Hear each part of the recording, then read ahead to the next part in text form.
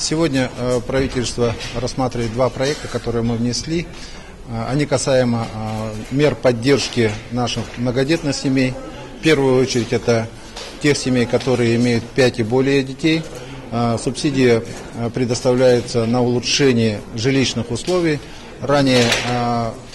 Если ранее этим правом пользовались для приобретения жилья или строительства жилья, то сегодняшнее решение позволяет семьям вступать уже в ипотеку.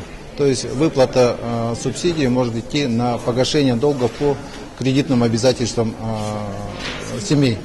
Второй нормативный документ – это касаемо тех семей, у которых одновременно родилось 3 детей. Вы знаете, в 2015 году у нас семья Платоновых, Егоровых, Агаранян такое счастье испытали. Ну а государство предоставляет субсидии на улучшение жилищных условий.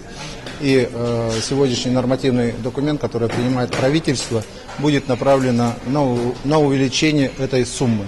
Мы будем ориентироваться на стоимость квадратного метра в конкретном муниципальном образовании нашей республики. Ранее этот норматив мы использовали как один на весь субъект, который утверждался федеральным органом исполнительной власти.